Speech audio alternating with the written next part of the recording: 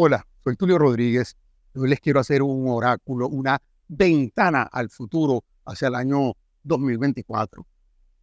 El lector del oráculo persigue ver el futuro, quiere anticipar los eventos, quiere predecir lo que no ha sucedido, pero donde las tendencias nos dicen qué es lo que pudiera suceder. En el curso de la historia hay magos, hay brujos, hay hechiceros, hay chamanes. Algunos de ellos han sido capaces de ver el futuro con muchísima precisión. Como dice la historia, y entre los célebres tenemos a Pitia, allá en el templo de Delfos, en la antigua Grecia, donde ella se inspiraba bajo la influencia de los vapores de azufre y de una manera muy ambigua les decía a los guerreros si era momento de entrar en batalla o era momento para retirarse. Tenemos otro caso muy célebre como es el mago Merlín, allá en la cueva de cristal, donde entrenaba desde los 12 años a quien sacaría la espada Excalibur de la piedra y fundaría el fabuloso reino de Camelot. Si fue realidad o si fue leyenda, es la gesta del famoso rey Arturo que inspiró tantas historias. La bata de lunas que usa el hechicero y la bola de cristal de la pitonisa, todos esos no son sino símbolos que en el día de hoy están representados por la información que puedes obtener para estudiar, para analizar, sacar conclusiones y anticipar pues de alguna manera el futuro.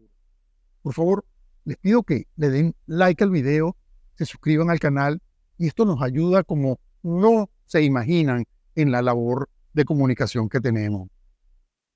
La pregunta elemental se centra en cuál es el futuro previsible para el 2024 y en los años venideros, tanto en el aspecto económico, como en el aspecto político, como en el aspecto social, como en el aspecto tecnológico, cuál va a ser la calidad de nuestras vidas y los tiempos que nos tocan vivir, ya que son complicados y de alguna manera son peligrosos en distintos ámbitos. En el ámbito político y social, y de ese les comento primero, el espectro tiende a ser, la palabra es tumultuoso, enredado, tanto dentro de los Estados Unidos como en el mundo entero. Hay mucha transformación, hay dictaduras en Asia, en el lado de China, hay dictaduras en Europa, en el lado de Rusia. Tienes una China que está envejeciendo a altísima velocidad, como les he dicho en varias oportunidades. Por el lado de Rusia, estos quieren ser colonizadores de la modernidad y con esta conquista de Ucrania, usando las armas, y estos que han sido las estrategias históricas del pasado, amenazando, intimidando con ese poder guerrero y por encima de todo con ese poder nuclear, lo cual es un riesgo sin precedentes en la historia. Hasta el momento van unos 600.000 muertos.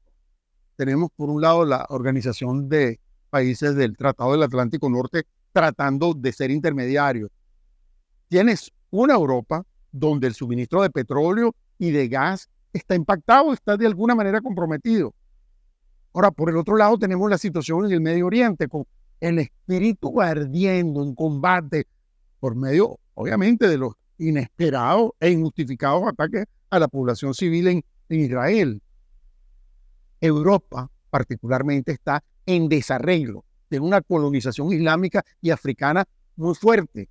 Y eso es una cosa que se hizo de acuerdo. Y con esa actitud para vivir de vacaciones permanentes que tienen algunos países europeos, eso tiene un impacto. Y la misma Alemania, que ha sido el motor de Europa, comienza a dar muestras de flaqueo y de cansancio.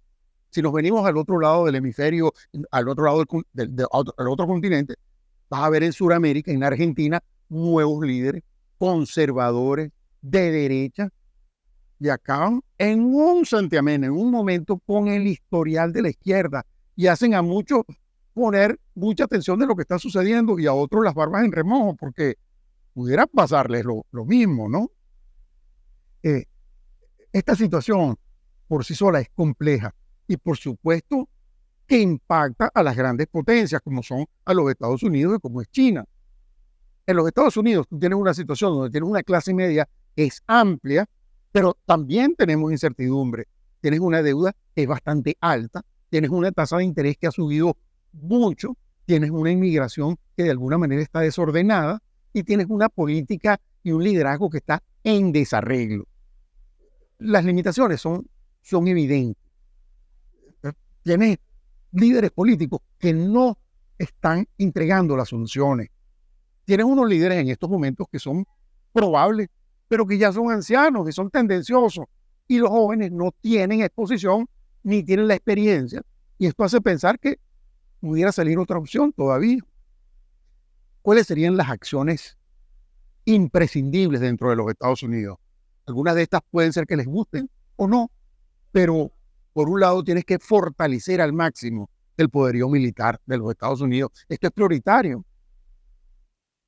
Tienes que reobtener y tienes que mantener total independencia energética, tanto en el ámbito del petróleo y del gas, como en la geotérmica, que es sacar el calor de las piedras, la fisión nuclear y la fusión nuclear. Ambas son formas de energía atómica que son completamente limpias, con sus riesgos, obviamente. Tienes que entender desde el punto de vista geopolítico el impacto de la inteligencia artificial y, por supuesto, todo lo que está asociado con la robótica. Esto tienes que fomentarlo, tienes que abrazarlo y tienes que entenderlo. De lo contrario, no puedes ser jefe de Estado, ya que sería jefe de nada. Hay que replantear el liderazgo de los Estados Unidos en el mundo para poder mantener el intercambio comercial. Hay que explotar lo que se llama la alianza estratégica de México, Canadá y los Estados Unidos. Esto nunca nos hemos peleado con ninguno de estos países, y al contrario, que lo que le ha sucedido a China, que está disgustada con todos sus vecinos. Tenemos que explotar las ventajas geográficas que tienen los Estados Unidos con esa formidable costa y acceso al Atlántico, y con esa formidable costa y acceso al Pacífico. Esto no es más sino una panacea geográfica. Y para lograr ventaja y poder negociar, tú necesitas, obviamente, verdaderos estadistas. No puedes tener un pensamiento antojadizo, ni tampoco puedes tener políticos que tengan poca profundidad. Hoy vivimos en un mundo que es desigual y que está alienando a los Estados Unidos contra el resto del mundo. Esto es obvio, esto es evidente, lo cual convierte a este momento en uno de los momentos más complicados que hemos vivido nunca. Cuando tú tienes este tipo de riesgo, hay que afrontarlo, porque si no lo afrontas desde un principio, vas a tener consecuencias en un momento dado. Los Estados Unidos tienen ventajas muy, muy importantes y las tienes que utilizar hoy en día, y eso es, por supuesto, la libertad de decir lo que pensamos, la capacidad para organizarnos, la libertad para la práctica religiosa. No importa cuál sea tu fe. Esto parece muy simple, pero está limitado en muchas partes del mundo. Estados Unidos tiene que entender, tiene que educar y propagar en la mente de todos los riesgos potenciales. Y los riesgos potenciales están en el ámbito de las armas nucleares, en el cambio climático, en los riesgos de las nuevas pandemias que pudieran concurrir.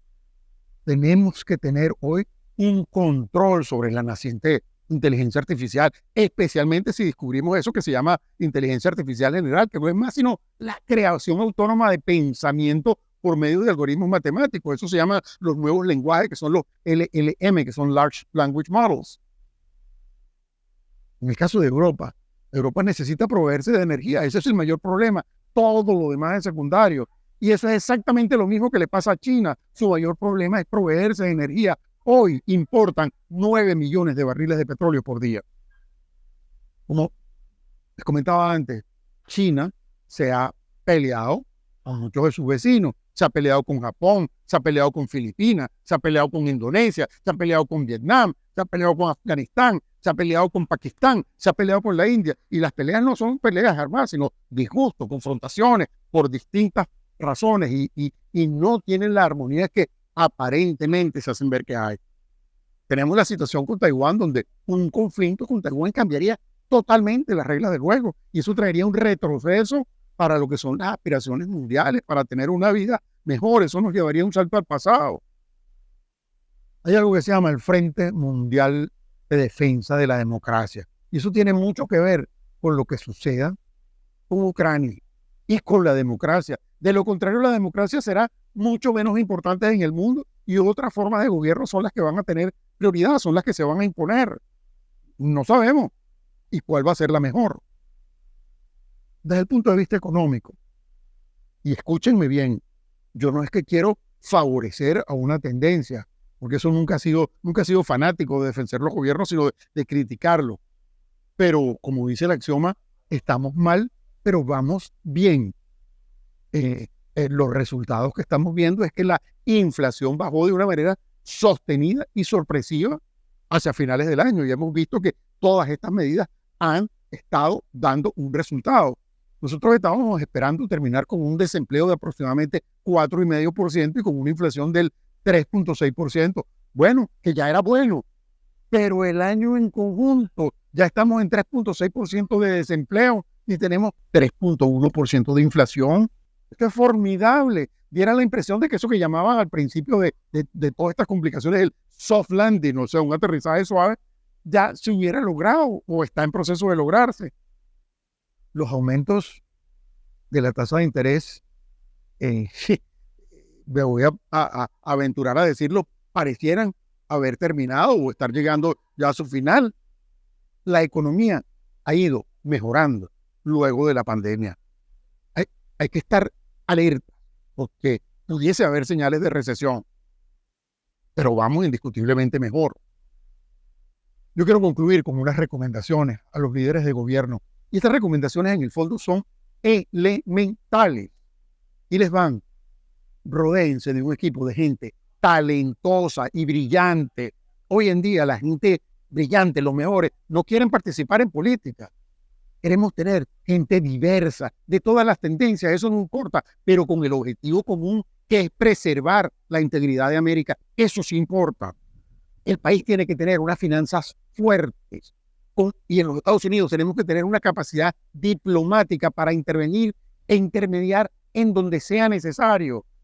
Hay que tener una estrategia y una disciplina para obtener la más calificada inmigración, que sea buena. Tenemos que dirigirla. Y por encima de todo, hay que entender que la única manera de enfrentar los problemas es hacer crecer la economía. Yo voy a concluir con la célebre frase de James Carville allá en 1992, cuando él decía: "It's the economy, stupid".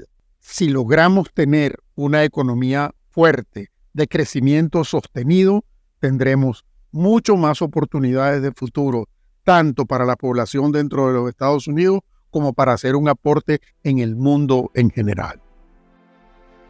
Muchas gracias. Los espero en la próxima y les deseo a todos un muy feliz año 2024.